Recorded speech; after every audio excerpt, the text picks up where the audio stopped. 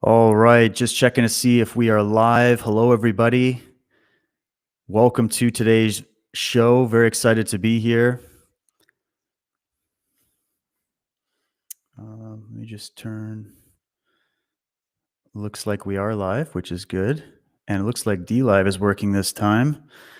Sorry, just checking on YouTube to see if they're yeah, YouTube is working. Hello to everybody in YouTube.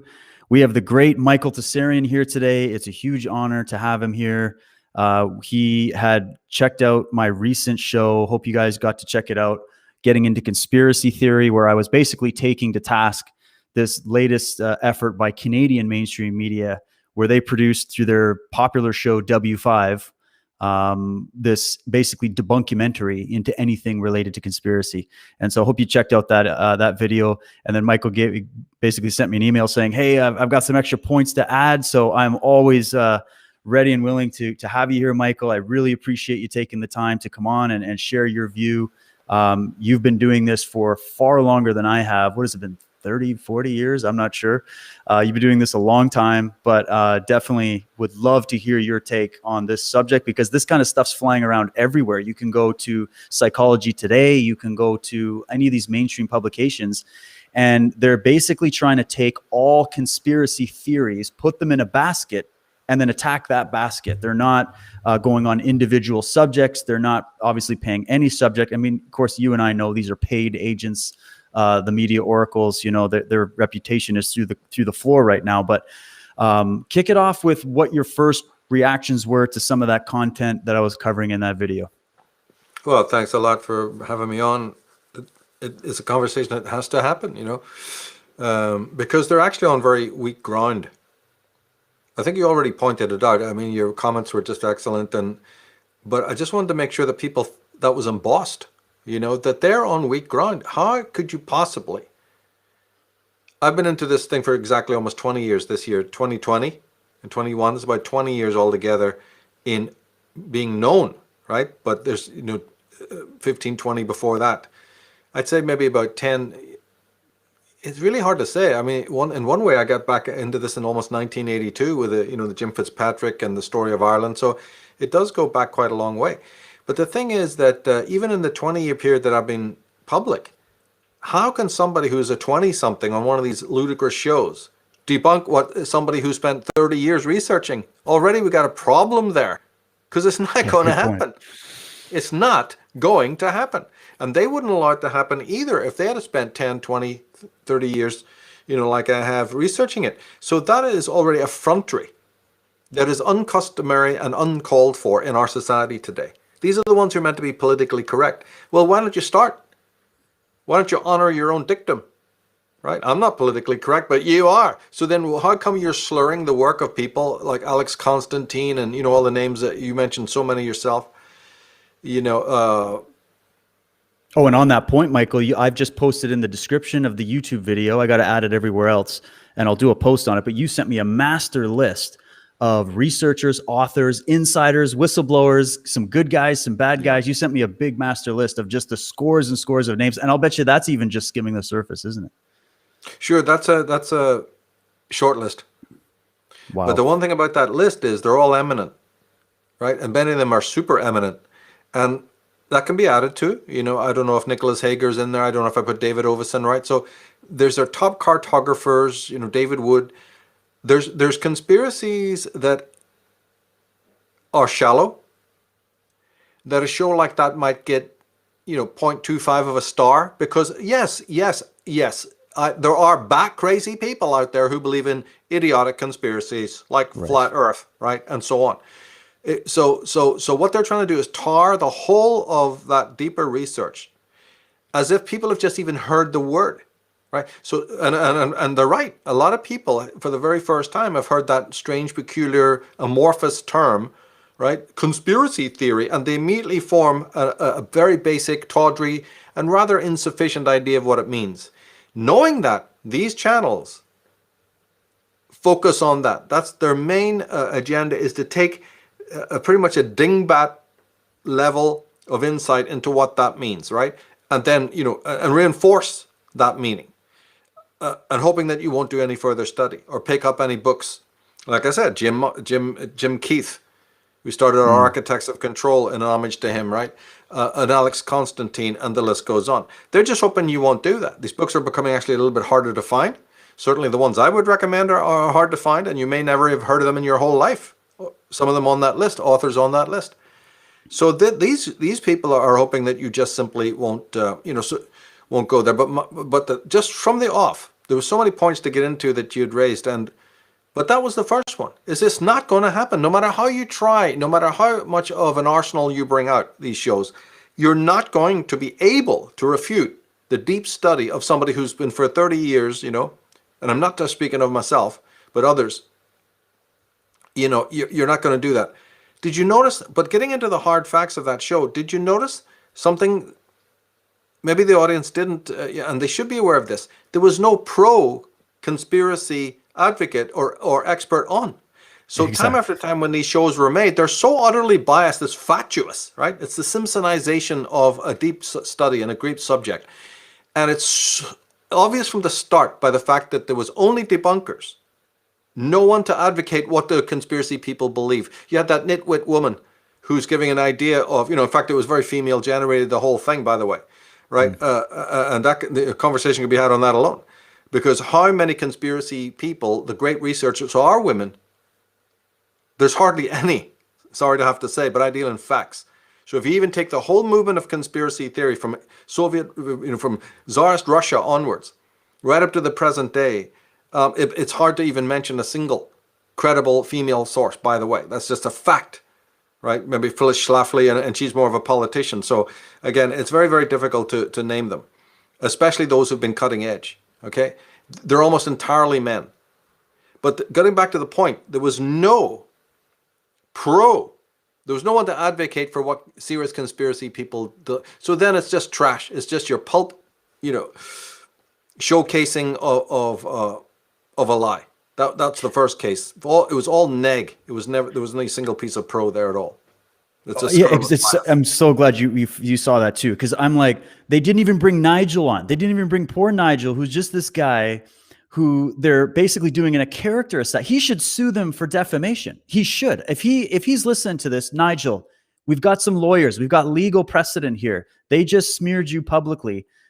We disagree on certain things, but man, I agree with your right to free speech and your right to a fair trial. And the fact that a Canadian company interviewed a British woman about you being a crazy nutball or whatever is just egregious. So this guy should be up in arms just for the fact that they're talking about him. They're making him look like he's some kind of a terrorist. He's got air rifles. He's got air rifles and gasoline cans. He's a terrorist. And like, it's cartoonish. And I mean, I could have just walked away from it, but I couldn't resist that one, Michael. I couldn't resist. It's a Canadian, I had family that used to work for CTV a long time ago. And like, I had to go after it. It's getting so cartoonish and ridiculous that anybody that's paying them any time is wasting it. But doesn't that say everything too? The fact they don't even let you comment on the videos. They don't let you rate the videos. They don't want your opinion. They don't want anybody else's opinion. They only want that one layer of information. And that's how you know it's bullshit, as you just said. Sure. In their own lives and in their careers, these are bottom feeders. Did you know that a poll was taken back in the, I think it was the 80s or early 90s, in which they found out that the stupidest people on earth are journalists? So when Bill, yeah, it's a fact. When Bill Hicks is telling the marketer, just shoot yourself, I would add in journalists. Go ahead, right? These mainstream idiots. They're bottom feeders, and they have their own derangement syndromes. Everybody's been talking about derangement syndrome where it doesn't belong, right? In terms, but it certainly belongs in the media, who cannot even see the tragedy of what they're doing to society, right? But yeah, first of all, they brought on nobody to speak intelligently for.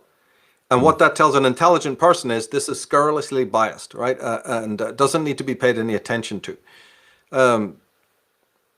And then the point is, it's not going to work anyway, no matter what they do, no matter how many idiots like this Professor Black, you and I have done at least 2 more shows on this, and we tore that guy to pieces, right? There's no way.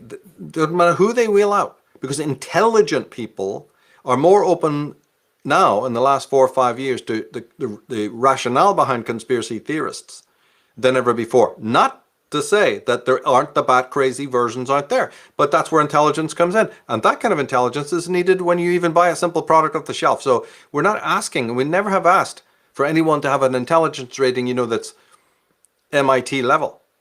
Every human being has enough intelligence to be able to, speak about a bat crazy or to sense a very, spurious conspiracy theory. But Monsanto is not spurious conspiracy theory. What's happening now to the U.S. government being held under the gun to its head is not in any way conspiracy theory. The barrage of media all singing from the own hymn sheet, from the same hymn sheet, is not conspiracy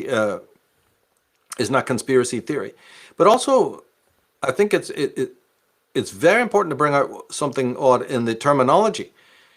Everybody today has big tech as one of these phrases. Everybody's talking about deep state, this phrase that just appeared from nowhere, right?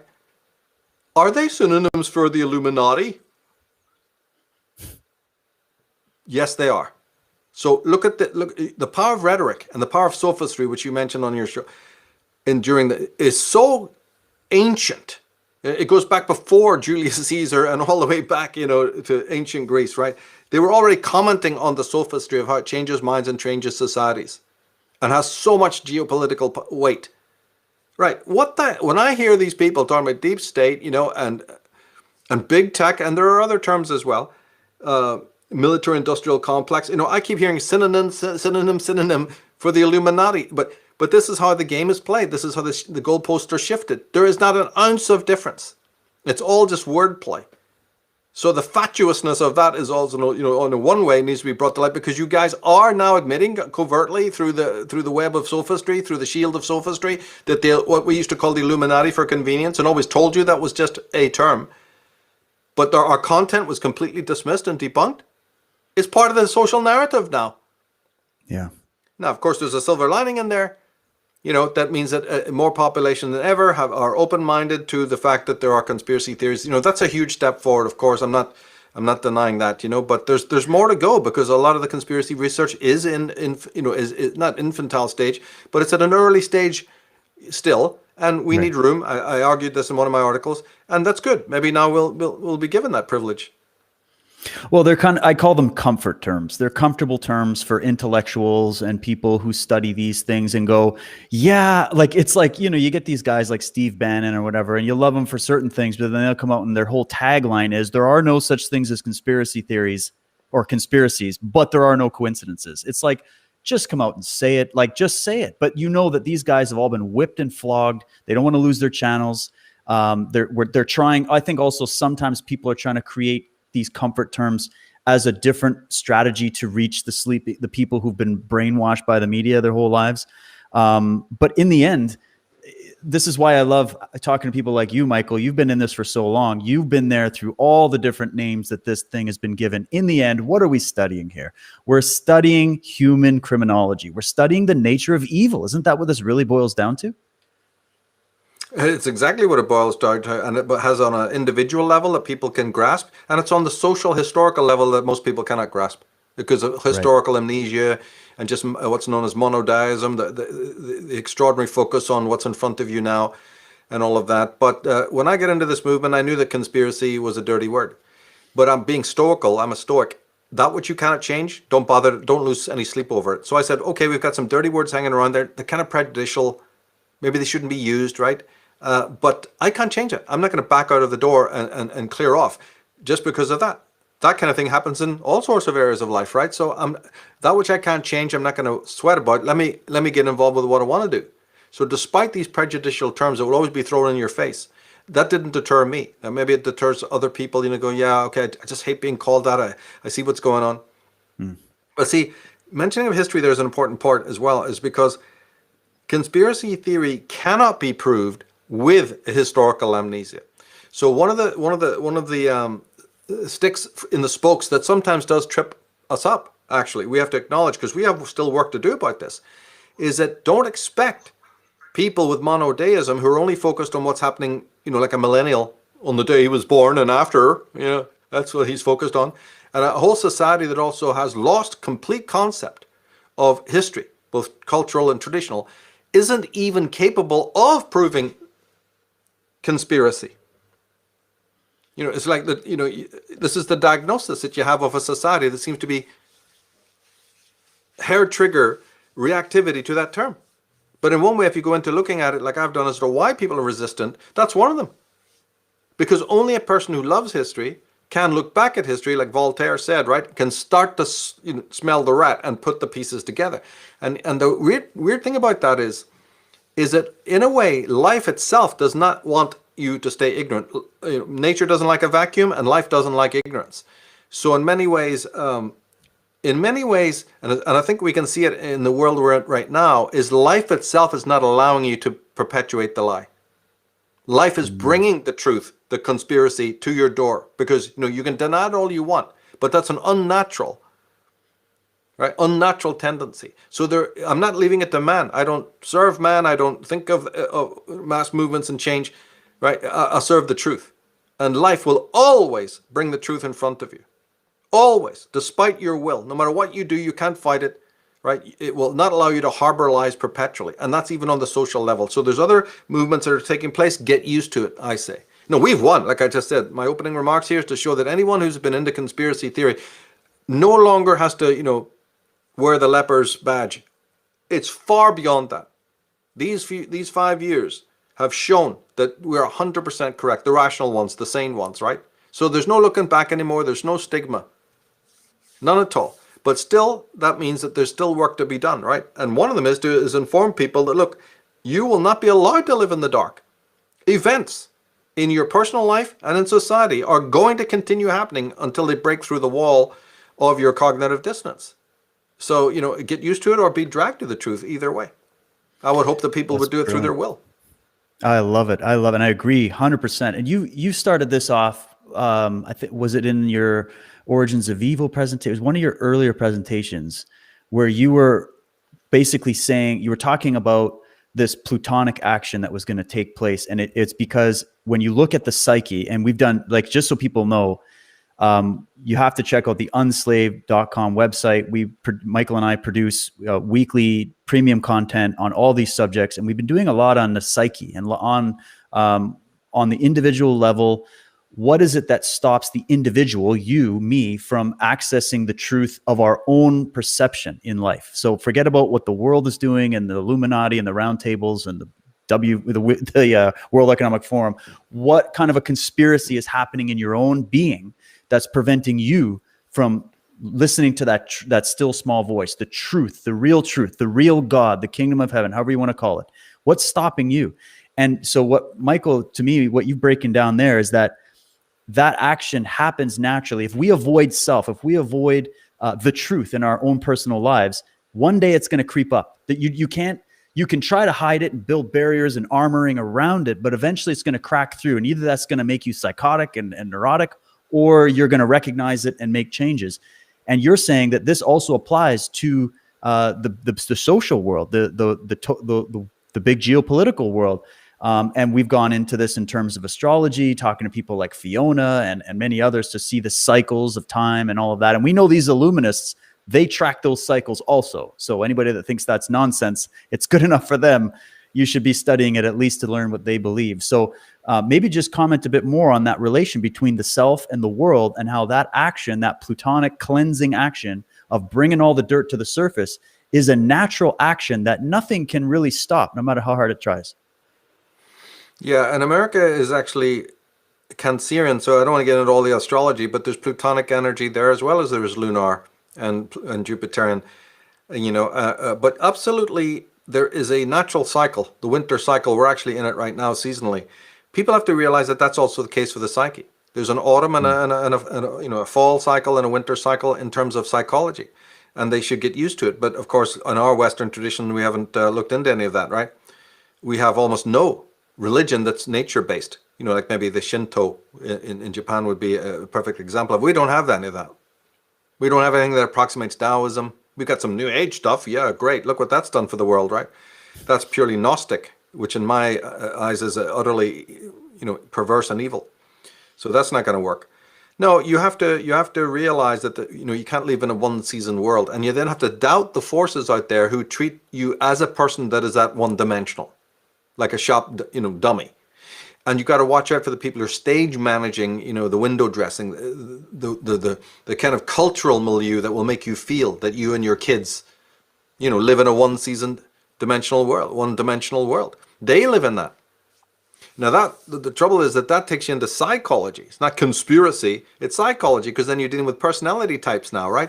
And personality types that might get to the top, like a Billy Gates, and others who get up there, and then they start ruling the rest of us. Now, they are few. There's no question about that, right? And these are people who are so psychotic, they have no tolerance even for some of their own kind. These people have had pillow fights on the historical level, bringing down entire dynasties. What do they think of you? You're just slugs to them, right? Can't you hear the laughter, right? But it's psychotic laughter. And then they will then pick another tier of, loonies, constitutional moral inferiors is the technical term. And then they will, again, it's concentric circles. They will employ, the next level of journalists and writers and pundits and smart alecks, that get on television and everything to spread more lies, to spread these myths about the status quo and to completely lie to you about history, like that show, completely lied to you, right?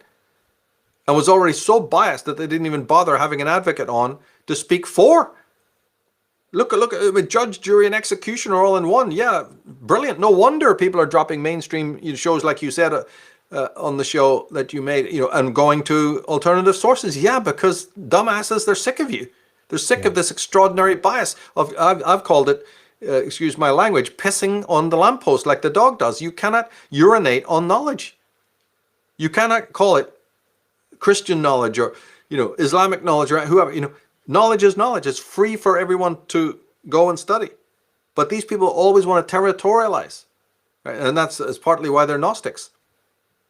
But the wise man says, I think these guys are right. There is a worldwide conspiracy at work.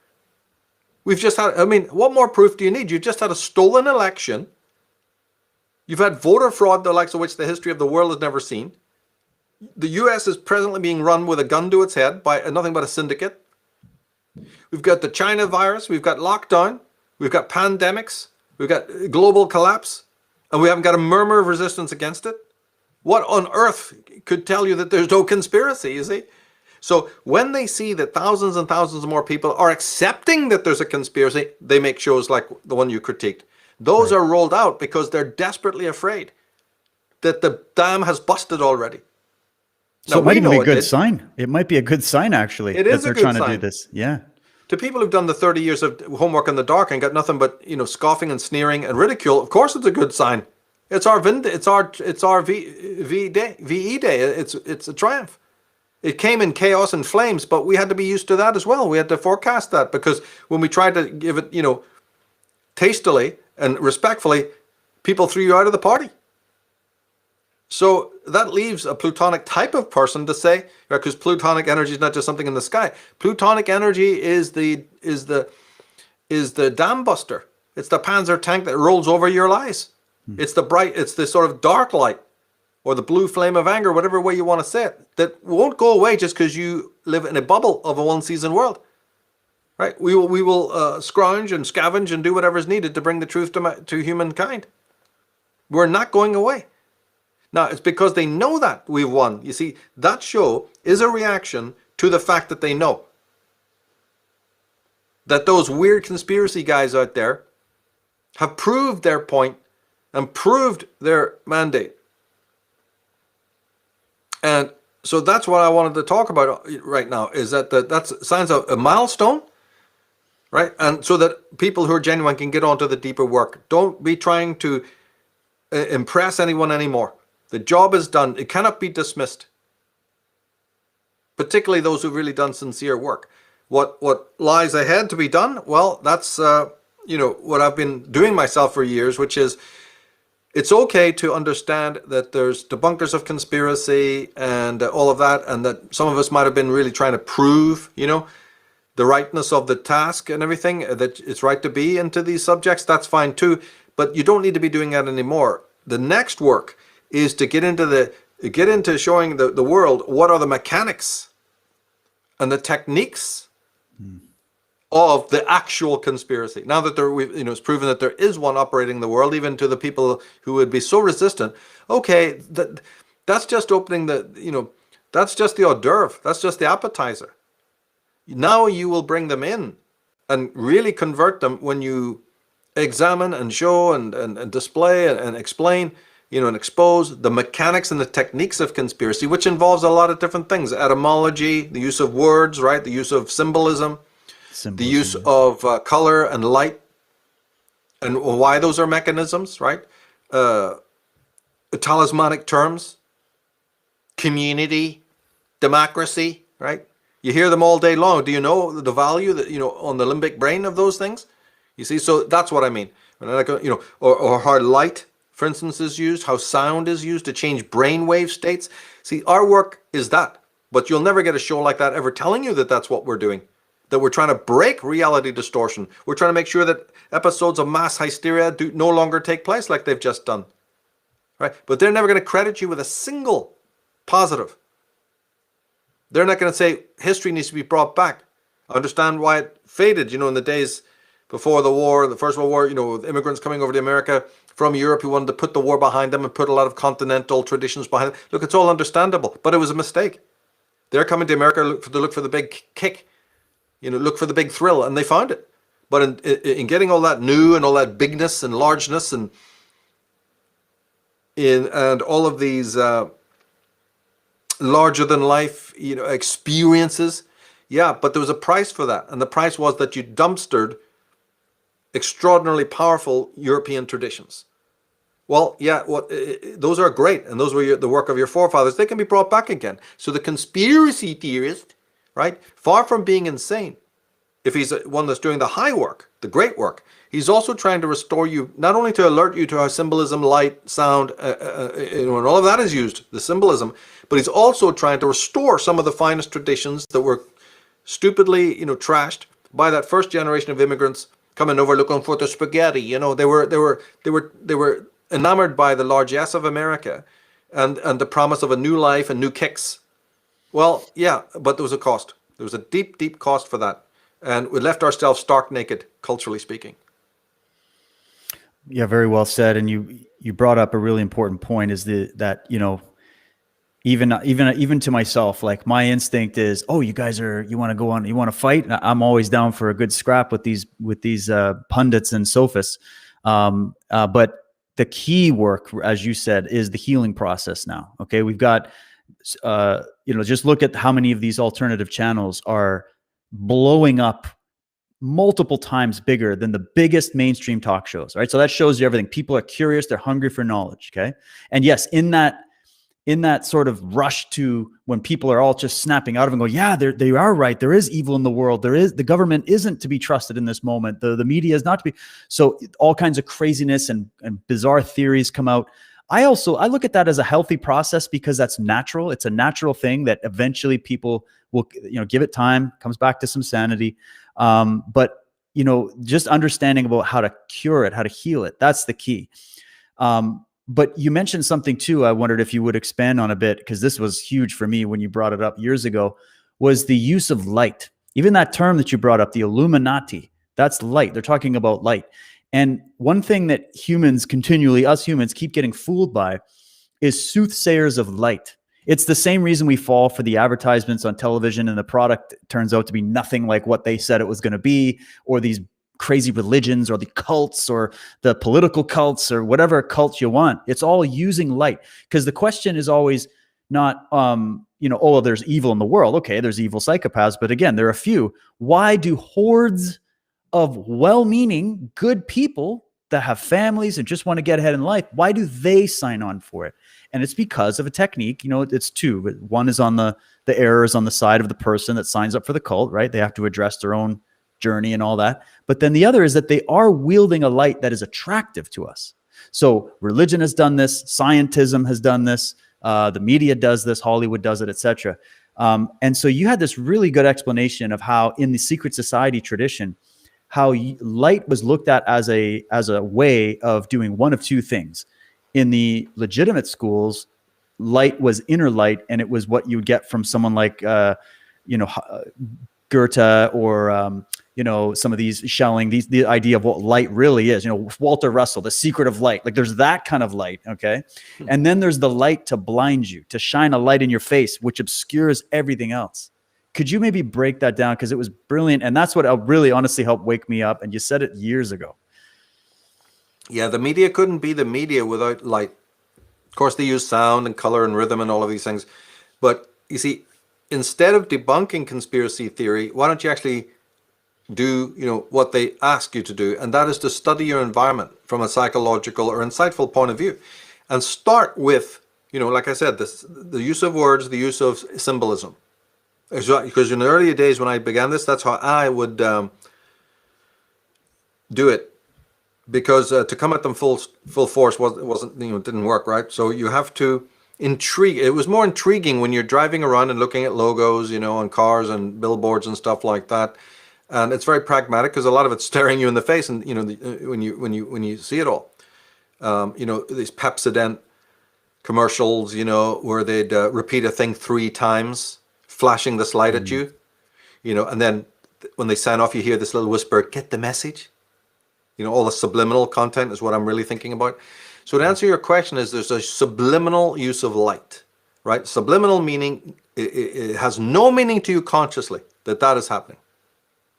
Now, in our society today, it's saturated with subliminal content.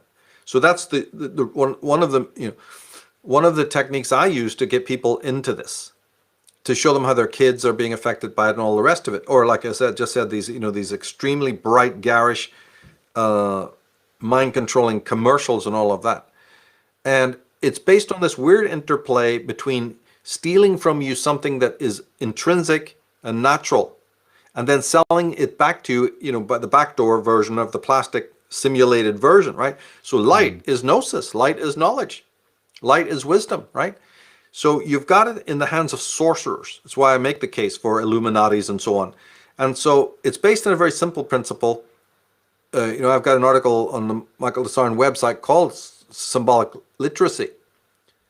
And in that, the point is simply made that light, it's actually in almost every part of my work, light conceals as much as it reveals. It's actually a very simple concept, but hard to get at first because, again, we associate light with heat, with warmth, with brightness, with lucidity, and with enlightenment. Yeah, but there was a cult that existed, at the time of Akhenaten and before, who thought about light in a very, very different way, right? They call themselves Atenists or, Setian Atenists or whatever you want to call them. They're the ideological progenitors of what we would call Illuminati today. Because Illuminati, oh my God, that word does not just speak of some little Bavarian... Right, it's so much bigger. Cabal, oh yeah. This thing is connected to almost all the powerful secret societies in the world, Grand Orient, Scottish Rite, Masonry, you name it. And they have ancient roots that don't have those names. Those same groups have even more ancient forebears who use different names. We're not going to get into it now. But they did use the symbol of the sun, and they did use the symbol of light. So if I'm talking Gaionium or, other earlier cults, they were cults of the sun, meaning that they used the solar light in a certain kind of way. It's like the cult of the black sun. Like we've talked about this before. This idea from the Fool Society, they called the black sun. Or the dark side of the sun. You hear this symbolism all the time. That's right. That's right. And the dark side of sun or the dark side of light is simply, explained as that it scorches, it burns, and it blinds, and it blinkers. So if I'm shining a very strong light at you, I'm automatically concealed if I'm behind it.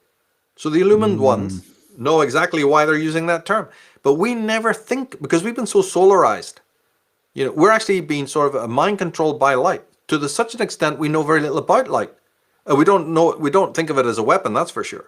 But when you start to get to be that right way, then you start to see how powerful it is as a weapon. And then your journey begins, And the same thing with various words, talismanic words like democracy. That one's thrown about in America all the time. You think of people who got aware of it by now. Community. And where's that? When, it's home. I mean, community. Do you see any community now? Advertising groups like Coca-Cola and others and NASA can run roughshod over your traditions and the community rises up, doesn't it? No. Sadly, no. Right. So then you see, this is where it goes, right? Conspiracy theory, right? No, we've got to. So a lot of conspiracy work of a sincere person is trying to, show people that they need to go cold turkey. They need to. There's a reset, all right, but it's not the one from Klaus Schwab. It's the reset by which you come back and empty out and disgorge all of this, propaganda of all kinds, not just the conscious propaganda, but the unconscious. If this was just a matter of people choosing to be Democrats and Republicans, I would be, selling, guitar picks or something like that for a living, and happily to do it, right? So, it's not. I've been very aware from the early on, my mentors, Brian Wilson Keyes and others, that there's a lot of subliminals involved in this. And that's when I realized it's not conscious. And if it's not conscious, then it's sorcery. And if it's sorcery, it's black magic, which needs to be, fought tooth and nail. So, that's a sketch of my history, but it always comes down to not what somebody like me says to somebody, it's down to their own homework. All of this stuff we've just talked about has to be proven. And then when you ask why they don't do it, yeah, because that's hard work. So it's easier to sit and scoff, ridicule, and lampoon and sneer. Well, what I'm saying now is that there's a price to pay. You may have done that, but there's a price to pay, and you're seeing that price right now in the years that we're in. Oh yes, that's a good point. Yeah, that is the price. And isn't it interesting that that same media has actually trained people subliminally to not do the research, to not think in that way? The education system, there's a whole apparatus. You think of people like John Taylor Gatto and many others that got into the education system and how that got infiltrated and changed into this linear Cartesian type way of thinking about life and study. People have been, we don't even know how to investigate truth. It's painful. We have to pull ourselves away from the herd, become the outsider, learn from all the conspiracy theorists and wackies that you're told by Wikipedia not to listen to, in order to understand even just the process of basic research, the apophatic approach, as you brought up many times, which is that Greek term for the elimination of the untrue in order to reveal the truth, which is a hard process, right? But I find it to be rewarding. This is why I do this. And when people get into it, they will see the rewarding element of that. But everybody gets turned off. So as you were saying, if they watch a program like this CTV's thing or any of these, I found out actually on the same night, Michael, in the US, they did almost an identical hit piece on conspiracy theory with 60 Minutes. So 60 Minutes in the US and CTV News and probably others were all doing this, basically the same hit piece from different angles. And you're telling me there's no coordination behind the scenes to direct your mind. And that was my biggest thing, was they're not presenting it as, oh, well, some people believe the earth is flat and some people believe this thing and some people believe that. And some people think 9/11 wasn't what they told us. What do you think? Here's some links to go research and learn for yourself. Get back to us. We're the journalists. We'd love to get a Pulitzer Prize winning story, but that doesn't happen. It only happens in these forums, on these realms. And of course, the biggest strike against these bastards for me is that they're censoring us. So the fact that they're censoring us and limiting the discussion and not having the other side on, that's how you know, guys, we've been captured. This is a captured situation. Exactly right. That was the thing that needed to be emphasized again. Go to the link I just sent you, the one that says burden of proof, because the reason why they're censoring us is because we have succeeded in proving everything we've said. So in a way, harsh as it is to say the world in general never gets into anything we're talking about. It doesn't matter because the greats have already done it. You see what I'm saying? That the Charles Moskowitzes and many, many other people have already come through. Your Alex Constantines, your Jim Keiths, right? It's called, it's actually called preponderance of the evidence, but it's more colloquially known as burden of proof. It's what's needed in court. Well, we have fulfilled, right? I'm talking about the really sincere ones who truly have been involved for years, have completely provided the burden of proof in anything that any other courtroom situation would demand in the subject that we are addressing and talking about. So even if the marketplace doesn't get it, and it is only a small demographic of the great, ones who are on that list, okay, so shall it be then. But never say that they have not provided the burden of proof. So Professor Black and these creatures on the show that you're naming, that you're mentioning, can't have any one of us on from, from where it counts, because we have got the facts. We have already proven the burden of proof. So, that's why they have to do what they have to do. This, like I say, the Simpsonization, the comedic Disney version of conspiracy theory, hoping that, the people are just so gormless that they'll accept it. But I also think it's because people aren't accepting it anymore that they begrudgingly have to put on these shows.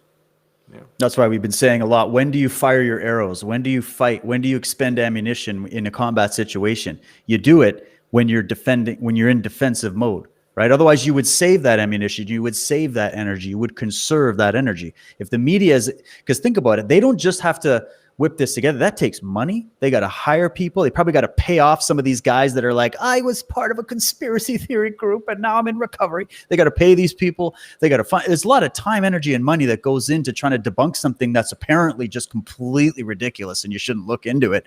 And it's coordinated around the world. I think they said in the year 2020, there were over 5,000 hit piece articles on conspiracy theorists. 5,000 from different media outlets, all attacking centrally around the election with Donald Trump, around coronavirus. They're like, oh, don't listen to those coronavirus conspiracy theories who have some kind of weird problem with the flawed PCR testing. Forget about that. There's all these pieces that you will find that are funded and coordinated. And we know the guys, the George Soroses and all that. But more to the point, I think what you're bringing up, Michael, is the idea of, so what? That's our mindset now. So what? We expect them to do it. We expect the lying tyrants and criminals to be lying tyrants and criminals. It shouldn't be a surprise to anybody.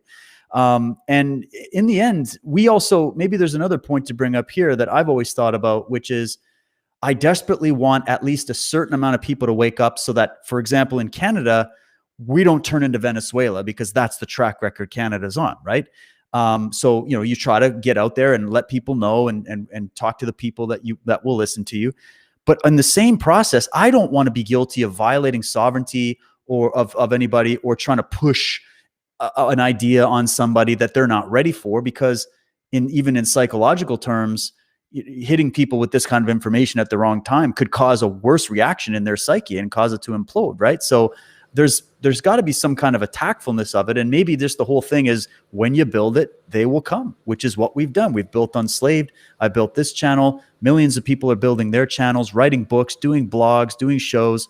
And we're seeing more people naturally of their own volition and freedom coming to hear what we have to say, even though the media is putting out these hit pieces all of the time.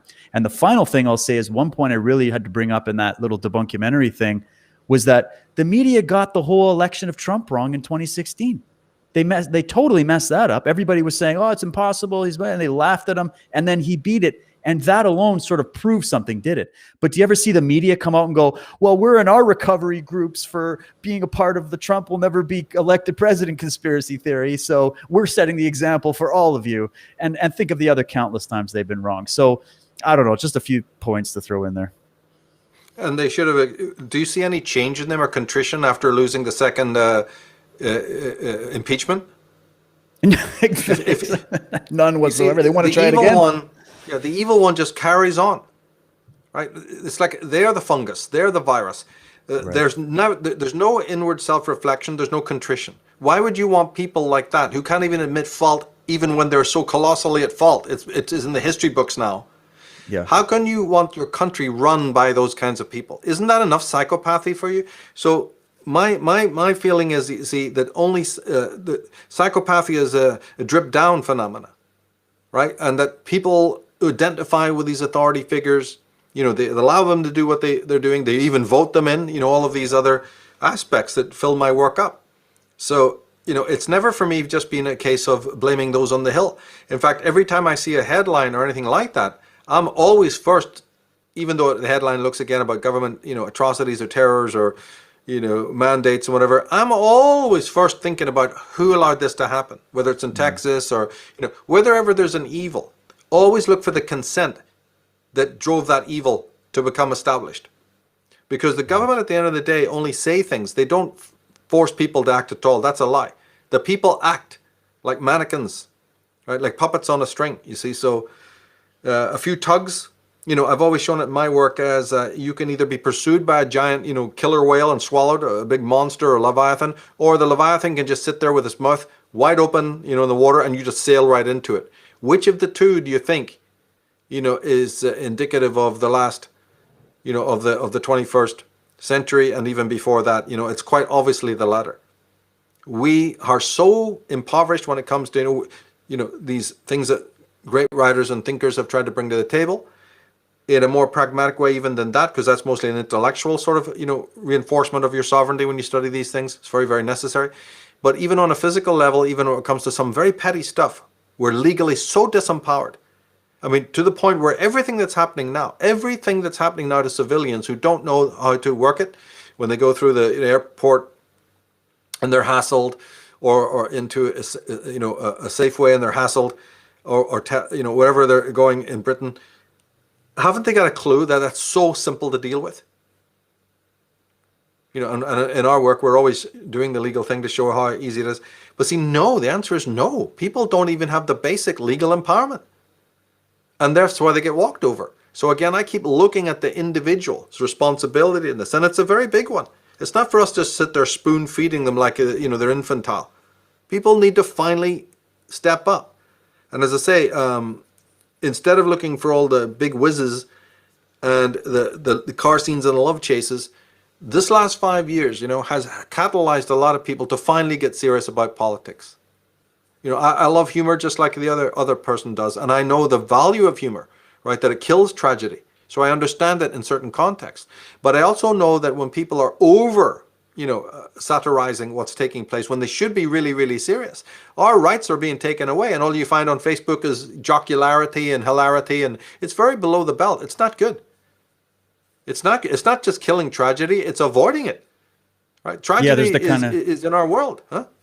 Yeah, I was just going to say there's the type of humor that might come from a good comedian that's going to hit you with truth. With some people would say humor is just a funny way of telling the truth. But then there's just, as you say, would you say it's a kind of it can become form of an escapism as a way to ease trauma as opposed to facing trauma? Yeah, there's no doubt about that. I understand that totally. That's why I don't go on and on about it. Is because people do need that little humor to vent. And so I'm okay with it. I just don't like it. Sometimes it goes overboard, but right. It's a minor point. The main thing is it's a study. Conspiracy, which will never be told you by these programs or anyone like them. It's a study of how the human mind is manipulated, but not manipulated like it's instructor, sergeant, major, general walking up and down, and saying, get those buttons polished. It's not that kind of instruction, right? It's peripheral. It's the kind of manipulation that's mostly peripheral. Now, there are times in history, which is now, where you actually get to see the lineaments of that dynamic. But you might want to recoil from it. You see, you might want to cover your face and pretend it's not happening. And that's what people are getting the chance now. They can either recoil from what's happening, and then they become, they aid the evil that's taking place. They become responsible, or they can see it and bravely and heroically face, oh my God, it's true. We are being manipulated, and here's how. And it's back to words and light, and brainwave manipulation, subliminal advertisement, for instance, and certainly by symbolism. So it's a study. It has to start somewhere. And I'm hoping that at every time when there's an upheaval like this, hopefully it catalyzes people to sincerely, because there's a lot of coattail riders and a lot of fakes out there even into this subject. So, still trying to come in with some other negative message or to lead people down into cul-de-sacs. And there's also a lot of infiltration from upstairs as well, by the way. So right. That's not good. But when people are talking about deep states and big techs and all of these other complexes and, Facebook and social media, look, to me, it's just synonyms for the secret societies that have a very, very long history. Right? And that the study of that history to me is very, very fascinating, because it involves not just history, but psychology, geopolitics, and many other subjects. And it's really come down to the wire now. If America, right, doesn't start opening itself to even the basics of this, it's finished. Right? The experiment's over. Right? As been predicted by, so many people who saw it going in this direction. Because in every instance, when you had a Nikola Tesla, or you had a Walter Russell, or you had a Max Gerson, or a Henry T. Moray, right, and Raymond Royal Rife, they were suppressed. All caps, and bold, and underlined. That's the history of America. The suppression. How do you get an AMA? How do you get an FDA? Right? How do you get an IRS? How do you get a Federal Reserve?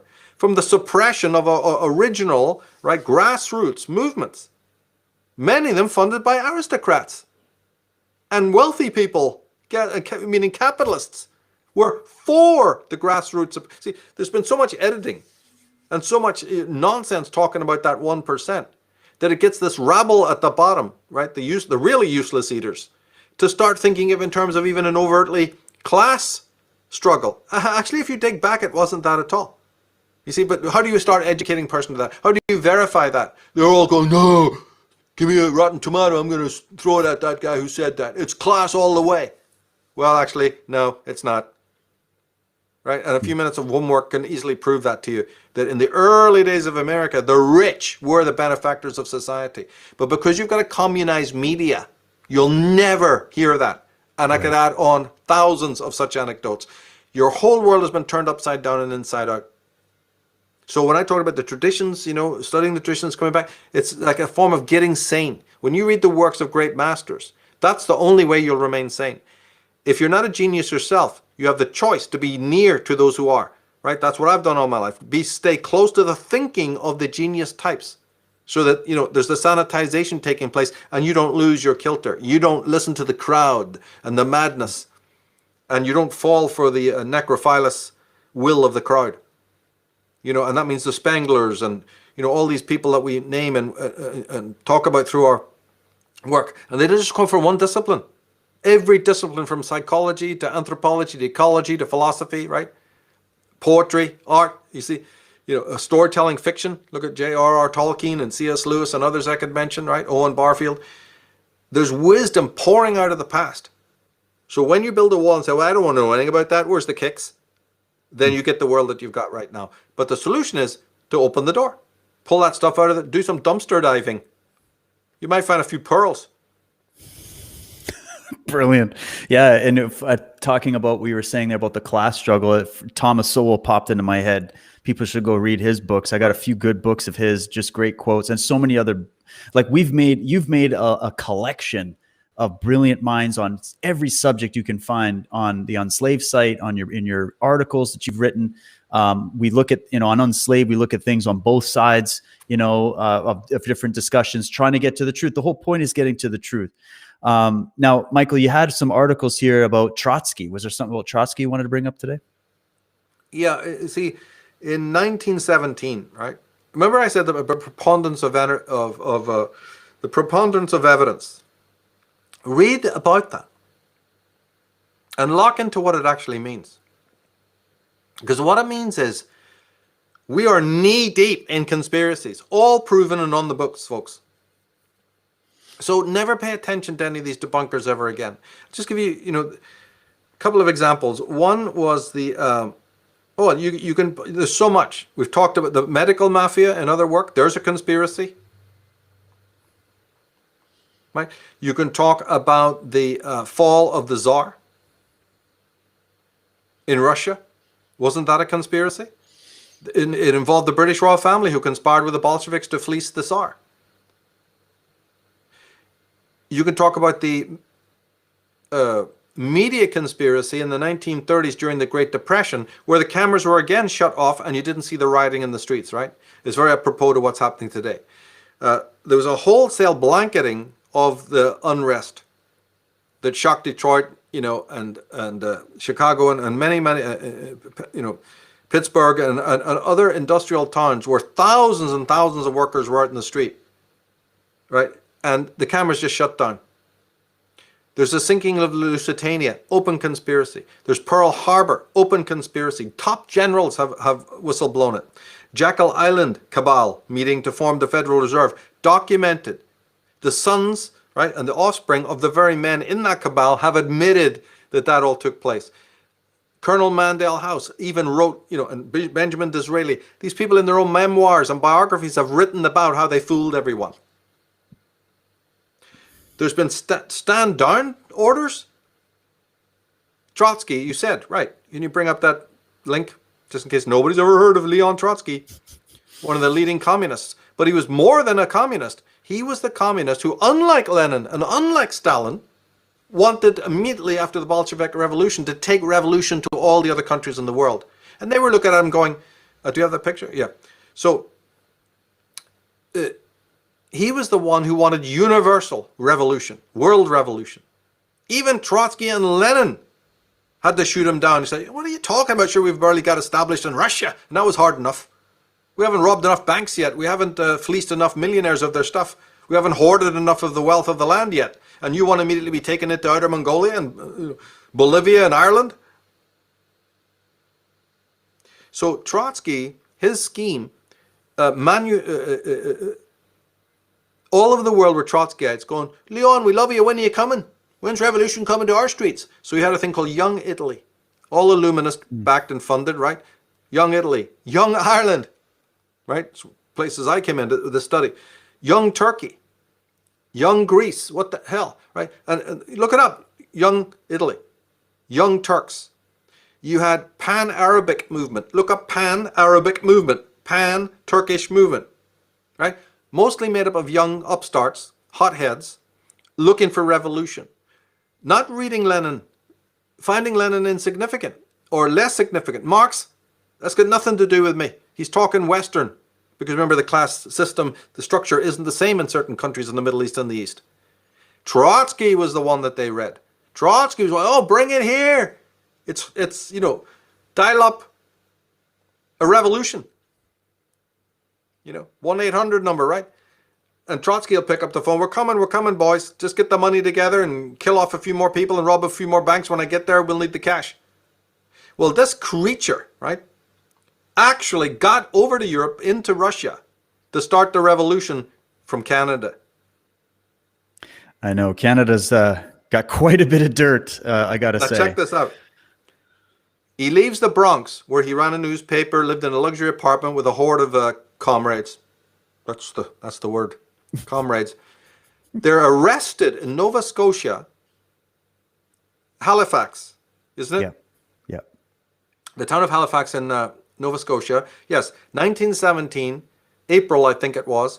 They're arrested, him and his wife, and a whole court of these, quorum of these fucking comrades, all heading over to Russia to fund and start, and they get thousands and thousands of dollars, and they're going to pick up more. They've been given by Jacob Schiff and Kuhn and Loeb big caches of money, but they were going to pick up more millions in Switzerland and in Sweden. I've stood in the train station in Sweden where Lenin himself walked and Trotsky walked, where the mayor of Stockholm came out to, here's your money, pal. We just love you. Do you see that red carpet? I cleaned it myself with a toothbrush. Okay? I've stood there in a place that the whole history of the world changed for the worst. All right, but he gets to Canada, and the Canadian police rightly arrest the bastard because they know exactly who he is. He's an international agent, right? And saboteur, fifth columnist, agent provocateur, conspirator, whatever you want to call it, right? So he is arrested.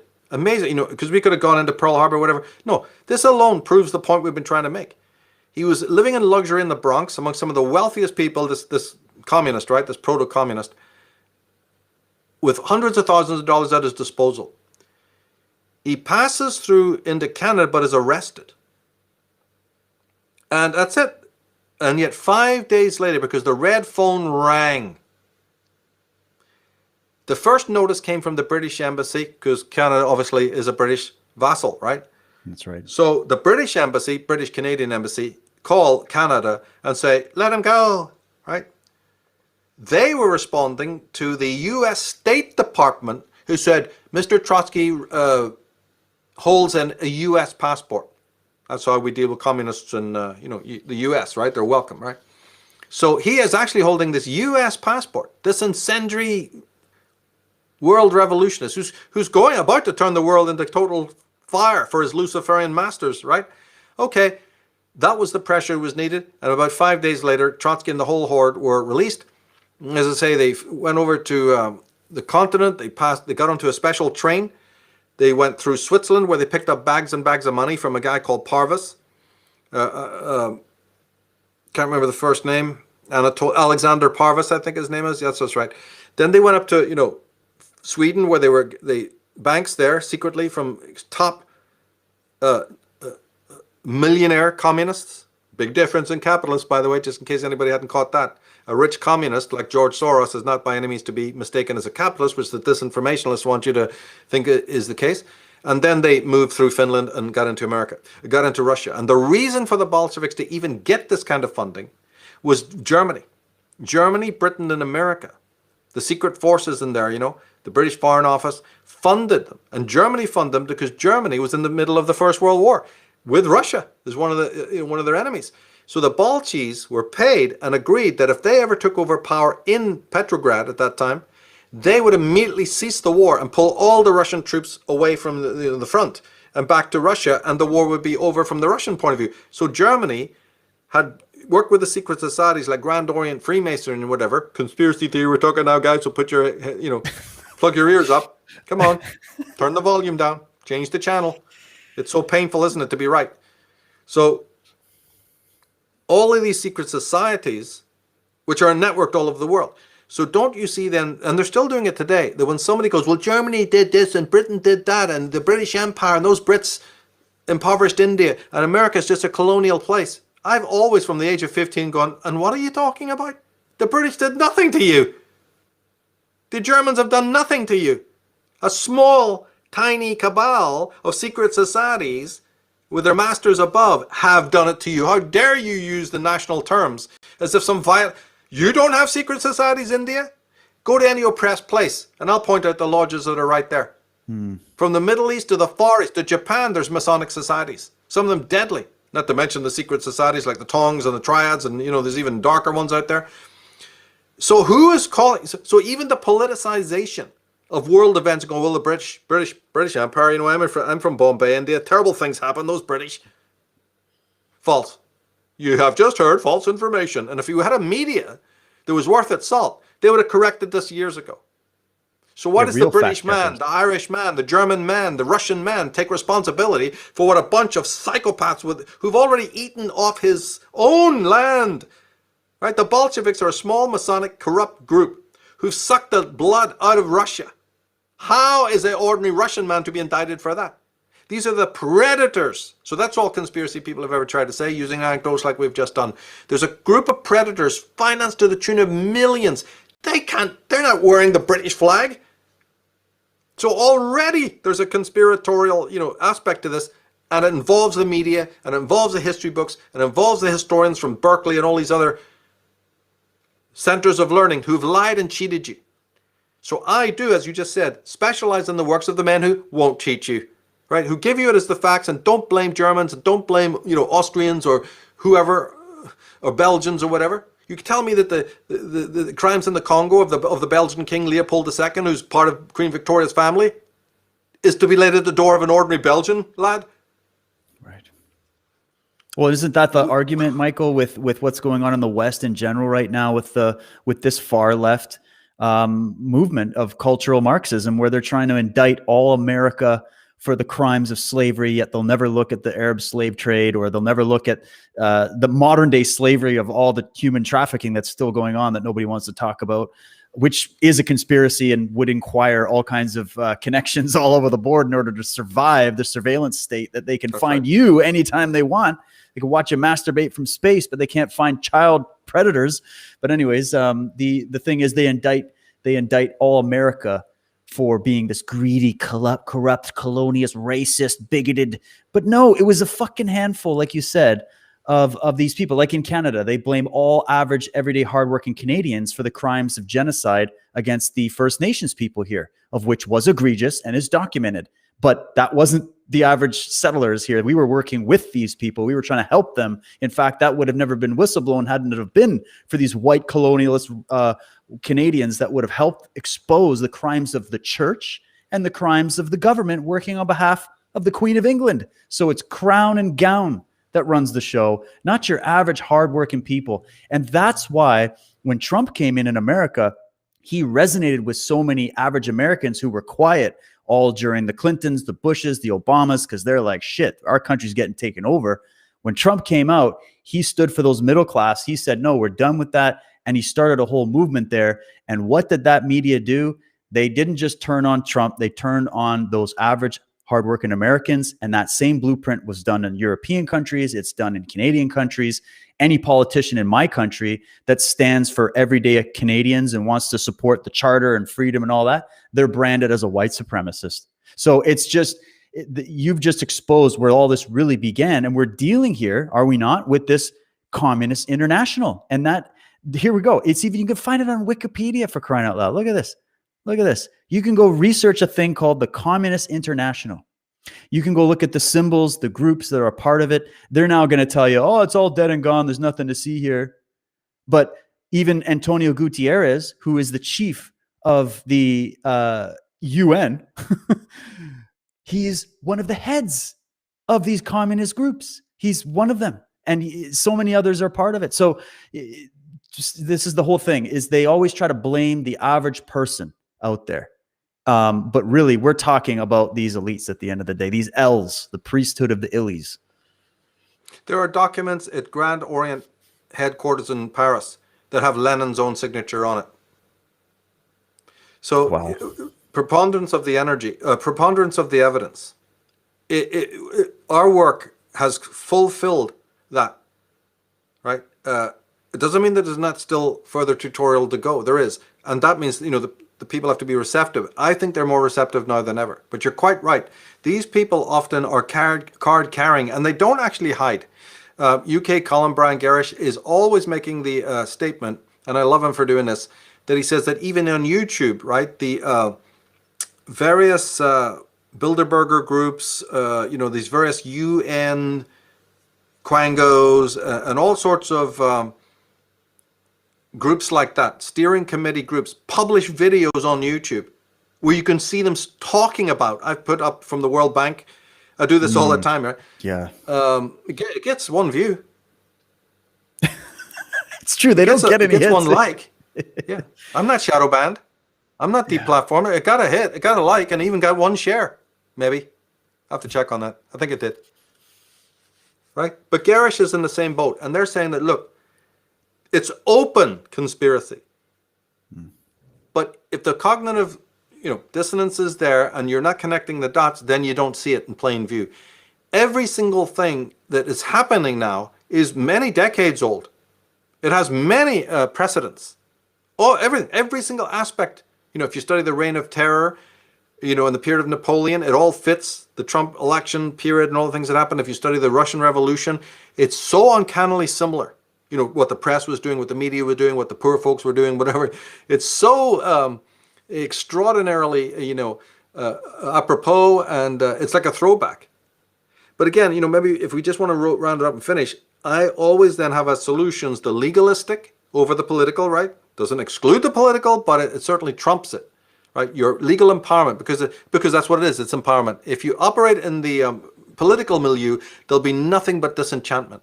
If you operate in the legal, a lot of people don't realize that, you know, and they resist it when you say it, but it is actually a fact that when you do, and I'm not talking about any alternative form of bizarro, you know, legalese or legalistic adventures. I'm talking about just within the normal system. There's a lot that you can do.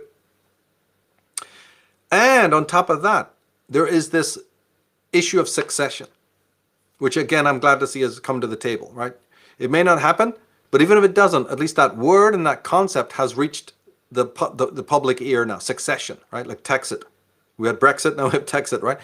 It's fantastic because that is another model. The Native American Indians have used it to their own extreme, not only empowerment, but wealth.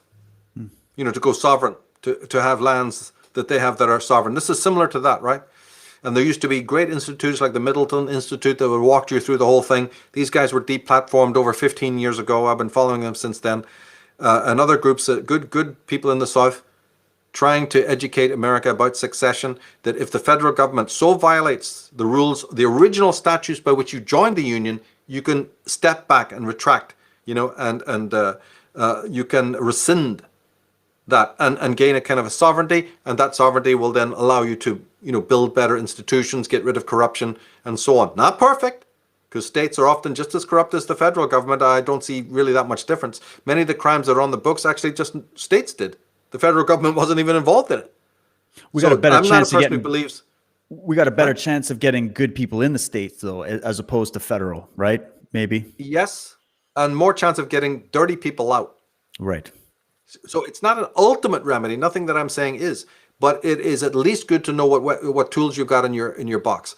And on a good day, right, if succession works well, then yes, then it is very, very powerful. And it's a good thing to get away from the federal system, because then now you have better control over immigration, better control over, medical practices, more over education, the prison system, Your over your rights, judges. your Yeah, property rights. the judges have no say. The judges in New Right. York have no say now over your. So yes, I'd looked at that as one of the tools that can be used in a desperate situation. We're up against the wall, so even things that on another day I wouldn't recommend, now I will, because it's war. We're up against the wall, and there are certain things that you can do. When you're circling the wagons and it's that last go around.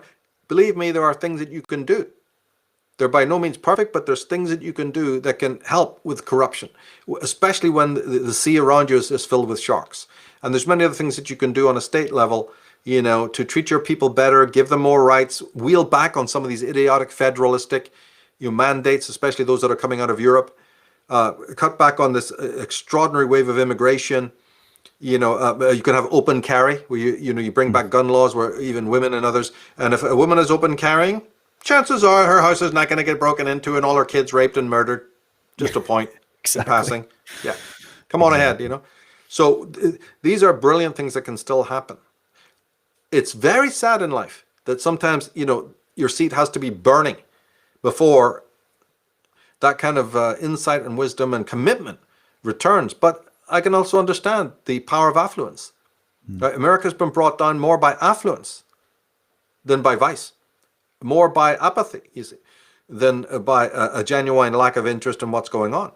So there are terrible, terrible things happening. There's a lot of technical takeover. Yes, big corporations are ramped up their control, but never does that mean that you can't strike back. And succession is a legitimate, on the books. See, I'm not talking about any kind of incendiary, behavior here or plan. This is on the books. It's lawful. Those nations willfully joined the union, but if the union violates the state has the absolute right. And now, as I said, Texas is right in the middle of doing it. They've got up to almost 40%, votes to do it. Brilliant sign. And just the very fact that even ordinary Republicans who may never have heard of this kind of thing, or the people on the right, these are words they maybe a lot of them had never heard of before. Now you have it in your toolkit. To me, that's a good thing. Really good thing. And just to think proactively and think about secession in the terms of what we're doing right now with social media and streaming platforms. Like I'm streaming right now on the Foxhole, which is just in its infancy. It just started like a month ago. And it started by patriots, by truthers, by people who want to have a free voice to share their opinion without constantly being hit with strikes and taken down and censorship. Look at Rumble, look at BitChute, look at Telegram, Gab, Clout Hub. Look at these platforms. So the more that because remember, in the end, these conspirators, these illuminists, these religious-minded people of their own religion, they're small. And then their followers are really, like the real diehards, we're talking 20, 30%. The vast majority of people are either on the fence, don't know who to trust, but would believe you if you convince them. And then the other people are on our side already. So that means that the more they try to censor and do all this stuff on the big platforms, then what did we do? We're seceded from their dominion and created a totally new world of online content sharing. And that will continue, even if it has to be that we build our own printing presses and go back to magazines and pamphlets and books. And if they try to burn those, well, God damn it, then it's war. But here we are. I'm just saying that there are positives and there's an action in what you're saying. And we can, as individuals, secede from that union psychologically and spiritually. Like this brilliant guy, Chris, what's his name? He's a Canadian guy. I don't know if you saw the video, Michael. It's like 3 minutes where he goes into a Canadian airport.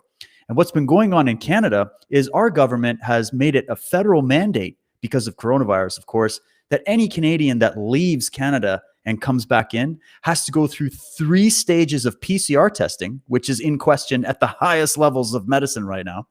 And if they can't pass it, on their own expense, they have to pay for a hotel stay for the duration of a quarantine. So they're locked into the hotel. They can't leave. It's surrounded by armed guards and security, and they have to pay for their own incarceration. That's what Canada's at right now. So where was the point? This one guy, he goes into the airport, and all these people are lined up like cattle with their masks, and they're doing the test where they jam a freaking thing right up into your brainstem or something to test see if they got coronavirus. And he goes, he walks in, the police come up to him. They're like, "Excuse me, sir, you are required to wear a mask." He's like, I just love his personality. You got to watch the video. He's like, "I got a medical exemption, so I don't need one. Thank you very much." And then he walks over. They're like, "Sir, you need to test." Like, "I'm not going to take your test because it violates," and he lists the rules. He goes, "It violates Section 7 and Section 6 of the Constitution, and it violates Section 14.1 of the Emergency Powers Act. So I don't need to do shit." And then he goes, then the cops are kind of like, "Okay, well, can you show us some ID?" He's like, "Fine, here's my ID." He was super happy. And then after the cop goes, "Okay, well, I have to write you a ticket." He's like, "I'll take the ticket." And he's filming this. And he goes, "Hey, look, listen, not one of these tickets that went to court has been paid. They've all been thrown out because they completely violate all of the law. So give me your little piece of paper and I'll take it to the court and it'll be thrown out tomorrow. So thank you so much." Yeah. And then after the video, this is what's amazing. All the cops, when the videos stopped rolling, he did another show after and he said, "Yeah, you know what? They were all shaking my hands, the cops. They were all in support. They're like, 'Good for you, man. Good for you.'" So just one guy, and that went viral. I think he's going to be on InfoWars now. Like he's got a whole thing going on. And it just one guy making a video, telling and again, using what you said, the legalese, knew what he was talking about, wasn't a dick, didn't go and start getting violent or yelling at anybody. It was effective. And now he's helping to wake up so many more people. And we're just at the beginning of this. Yeah, there are people do that. And it backs up what I've been saying for years. The person that you're dealing with at the bottom of the ladder has no idea about the legalese. And the moment that you even try to take one of them, and you must always do it with great courtesy and polite and go, "Look, I know, I have nothing against you personally, but you realize, of course, that I have not committed any actual crime. You understand that you're detaining me with my consent at this point." Then you immediately get them to say that, answer that, and then you could go to the next level of saying, "Are you on your oath?" If it's a British cop or a Canadian cop, policeman, they'll know what that means. And right away, you're pulling that little ding.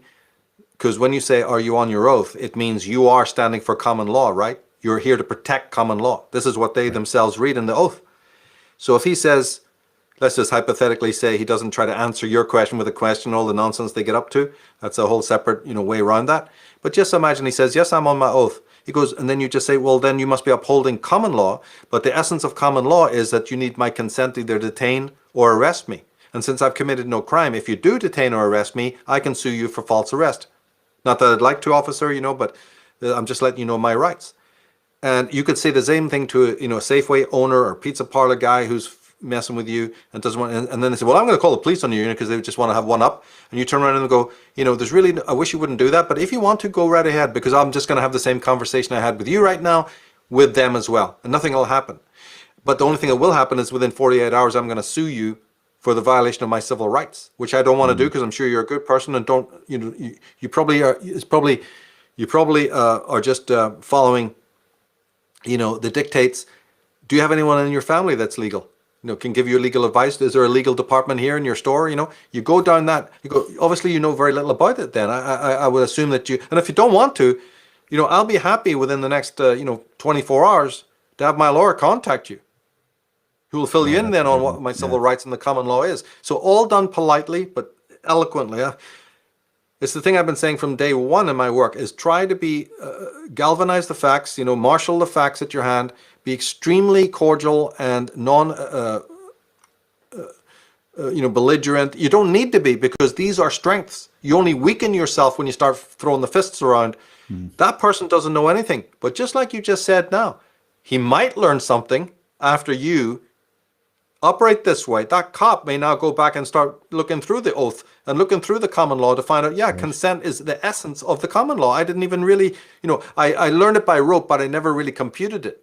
So you're actually doing a really good thing. And if you wanted to, not that I would recommend it, but if you had a website or you wanted to go further, and then you can do all of that later by letter.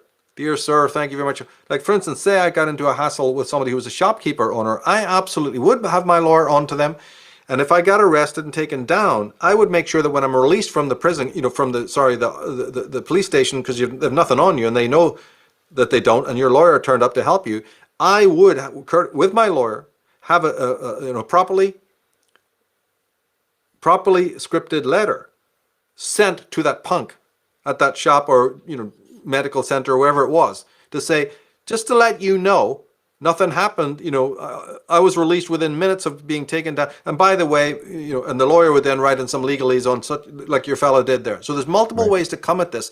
These are empowering. Either you know it verbally and you get out of it, but the one thing that'll happen, and you see, if you say to a police officer, "Are you on your oath?"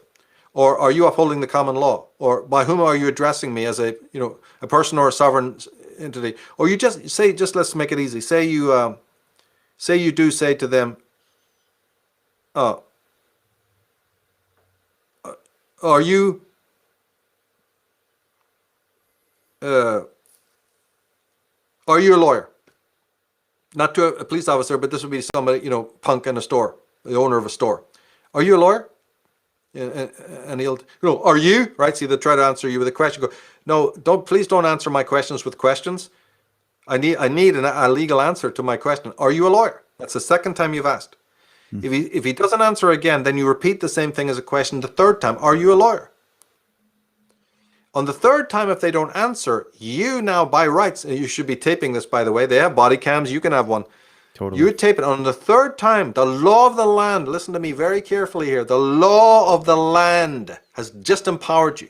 That if they are dodging the question or answering back with a question, as long as they don't answer your question, you say, "Look, I'm asking you this for legal reasons. Are you a lawyer? Do you know anything about the law?" And they, for 3 times, dodge it or don't answer. You now have the legal right, by all that's fucking holy in the world, you have the right now to answer for them and to assume, "Well, I guess you're not a lawyer. Right? I guess I'm not talking to a lawyer or anyone who knows anything about the law." And you then take it from there. He'll go, and then even if he goes, "Yeah, but are you a lawyer?" You should mean, "No, but I know a great deal about civil rights and the lawyers, and I've consulted many lawyers over this matter, because I guess what you're talking about now is a mask or something to do with COVID, right?" "Yeah." "Yeah, well, then I'm not a lawyer, but I do know a great deal about the law pertaining to this matter." Where's the low-hanging fruit? But the thing is, even if they leave you at that point, but say he doesn't, just point-winning people are point winners, right? So they want to call the cops or something on you for that reason.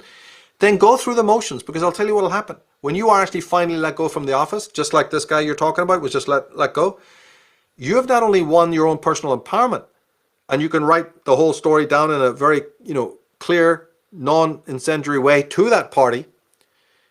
Never again, now that that's documented, will you ever be hassled again by any of these groups. Because once the local MP, and the local police station and the chief of police and the medical center all are given copies of this, or they just know by the grapevine if you're living in a small sort of place, watch what happens when you're going through airports and all of these things. You'll never be hassled again, because they go to the low-hanging fruit. The moment that you empower yourself legally, even if it might be a bit of trouble doing it the first time round, well, actually, it really even should be that trouble, but you know what I mean? It's a hassle, right?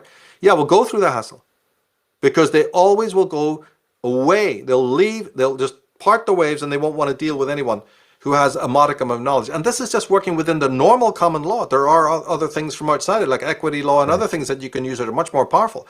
This is just simply stating your rights and pushing it through, and using a regular lawyer to assist you in matters like this. And the thing is that these people don't know even the basics, and they don't know, therefore they don't know when they're violating it. So this is part of spiritual sovereignty. So, and we're in this mess. This is how I can prove what I'm talking about, because we are in this mess because not a single person knows how to, work this way within the law. They know how to shout at cops who pull them over and ridicule and belittle. That's not what I'm talking about, right? And even if you have to take a ticket, yeah, then at that point you take the ticket, and he's just doing his job, and then you work it out at the clerk's office, and you send the the letters to saying, I didn't give my consent for this and all of that. That all takes place at a later date. You never fight with the agency, not even if they're quite belligerent to you. Even if they manhandle you, you'll never win your case by fighting belligerently on the street like a bunch of Saturday night barflies. You have to use the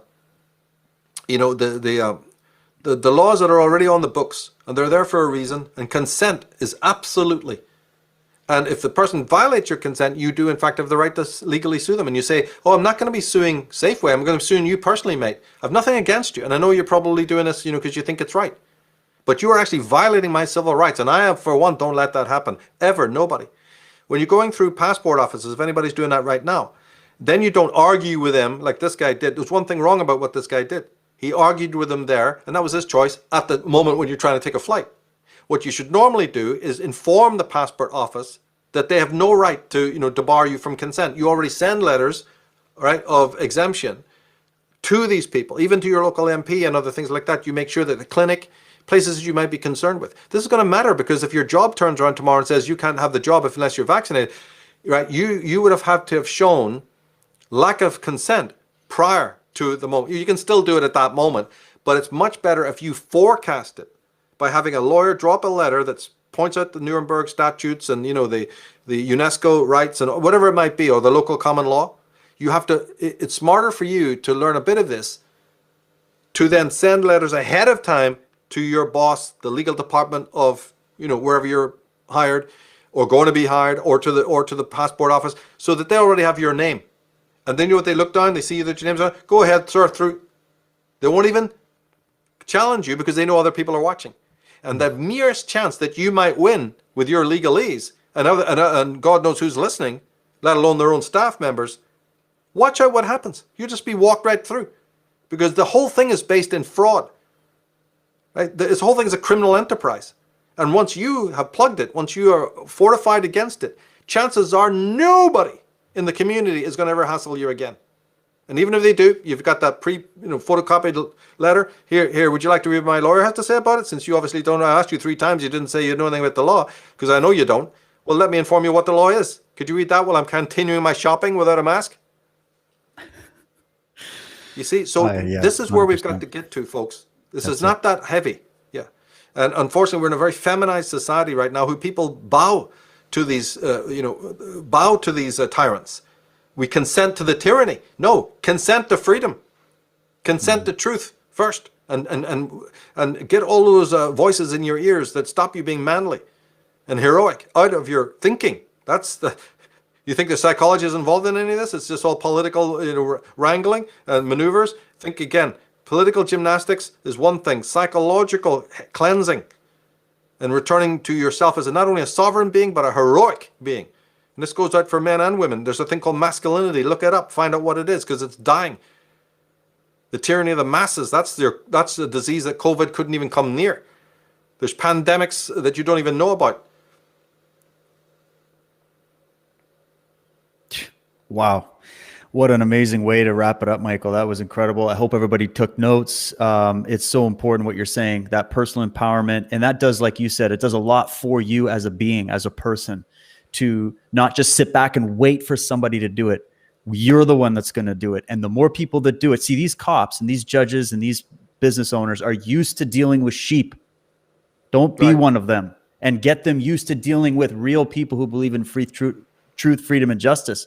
And that's what's going to change the day. They're just going, as you said, on our consent. We've signed on for every part of this, and it's time we get rid of it. Go ahead. Those were hypotheticals. I was just these are hypothetical situations. If you just want to go to the store, stick a fucking mask on for 2 minutes to get, right, the tube of toothpaste, go ahead, right? Yeah. But what I'm saying is, in the worst case situation, if it really started to come down to be more mandatory and more draconian, then these are the techniques you use. You can use the path of least resistance as you want. I'm by no means somebody who's telling anyone to, start fighting be everybody. thorny for the sake of it, right? And most lawyers will just go, why don't you just consent? But you say you don't have to, right? By law, there's consent, non-consent, and what's called conditional consent. Non-consent is obviously when you're fighting them and you're saying, I'm not putting on no matter what. Conditional consent is when you say, well, I'll do it if you do this, right? I'll put on the mask and wear it if you wait for a call from my lawyer, who obviously you need to know the facts of the matter, right? Oh shit. No, I don't want to have your lawyer call me, so just go about your business, or we'll make an exemption. Or it is non-consent, full-blown non-consent, right? But if you non-consent, then you have to be able to back that up. Because in the tit-for-tat world of these assholes who have, they're Adlerian, right? Superiority types who will call the police just to get one up on you, law or no law. You got to be ready for that. And that's what complicates it. So I'm always looking at the tyranny of the masses. When the police arrive and you say those things to you, like that guy did in the airport that you're talking about, probably they will back off because they know more about the law than that punk did. Yeah. But this is what you're up against. You're not up against the law of the law of the law of the law. You're up against small potatoes person, petty tyrant, petty Hitler, clipboard wearing sergeant major, right? Who's got nothing and is no one. Right? These anti-Karens running around. You see, you've got these people who they're the tyranny of the masses. That's my focus. So if you do want to put it to them, do it through letter first. If you eat at the same place a lot and you've been giving some dirty looks, by all means get their address, or if they have a legal representative or department, ask for it on the phone. Call them up and say, "Hey, I'm one of your customers. You know, I want to inform you guys about the whole mask thing and the statues. I'm sure you don't know anything about that. Who can I talk to? I'm going to be sending a letter." Or do you want to talk to him on the phone? No, I just want his name and address. I'm going to be sending them a letter. So just a courtesy. Oh, okay. And do it that way. See, once that letter has arrived, it's red carpet all the way, mate. They're not going to bother you at all. Everybody else will be sitting around with their masks, smoking their cigarettes, or trying to eat through the mask. But they won't bother you. Hanging themselves with their mask. No, 2 masks. What am I talking about? The double mask. That's the one you need to worry about. That's the one. Breathe in your own mucus. Yeah. All day long. That's that's what you want to get. That's what you want to be doing. Yeah. All your sneezes and mucus and filth and germs and CO2 oral bacteria and fucking We breathe in and out because Mother Nature ordained it. But somebody knows better, right? No, look, nobody knows better. And the more that you fight, if this was a criminal case, you'd fight, wouldn't it? If somebody in your family was arrested that was innocent, wouldn't you then arm yourself up with legalese? Wouldn't you then be calling your lawyer? What is I'm asking you to see? Like I said at the very beginning of the show, none of this is really rocket science. We're only ever asking you to do what you normally would do if your neighbor's dog kept pissing on your lawn, or somebody stole your car. It's nothing more than that. In fact, it's empowering because you're actually finding out the law of the land that can be used on the highest or the lowest. You'll be using it on the lowest. Hey, the law is the law. That can be used on a mayor, a governor, right? A senator. I can't think of anything more empowering. If you compare the political empowerment beside the legal, I go for the legal every time.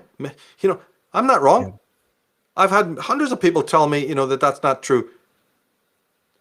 But I've stood by it because I'm not talking about something that I learned last year. I've read Rape of Justice by Eustace Mullins back in 1991. Right, pick up that book and tell me that Eustace Mullins is wrong, not Michael Tsarion. Absolutely. This has been amazing, incredible. And I just wanted to quickly let people know about this awesome presentation that we just completed for Unslaved. We brought on Chance Garton. This is his 3rd time appearing on Unslaved. He's just come up with some amazing insight into talking about symbolism in video games. We looked at that Cyberpunk 2077 game and found loads of this satanic Luciferian symbolism in there. And we did a very, very good first part. We're going to do a second part coming up very soon. So check it out on Unslaved. And Michael, maybe just a quick word also about the announcements you've had about some of the upcoming premium content that you have for Unslaved members. Yeah, there's a lot. There's a whole 5 parts of Idealism, that series. It will be coming out soon. Catastrophism and the work of Immanuel Velikovsky, Commons Beaumont. A lot of these were put on hold for various reasons. They're starting to be put together. Gnosticism, part 2 and 3, and Monstrous Feminine. The list is endless. There's at least 15 ready to go. There's one on Yuri Lina, Under the Sign of the Scorpion. I've got one on the Tarot, right? I mean, there's so many there. I can't even remember them all. And these are premiums, because they had a special onus on doing them well. The deepest research that we built Unslaved for will we start back in production real soon. That's mostly for members, but anybody else coming to Unslaved, they may be confused between the regular podcast, other content that we have, and then these premiums. So yeah, the premiums are back in production. I can't wait. Thanks to members for that. Yeah, exactly. And for the members over there, you're what keep it alive, keep Michael's work alive, this research.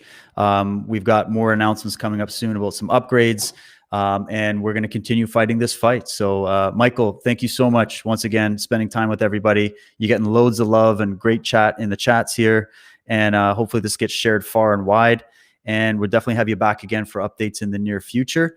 And thanks to everybody for tuning in. We got lots more coming your way. Stay tuned here on Truth Warrior and Unslaved. And we'll catch everybody next time.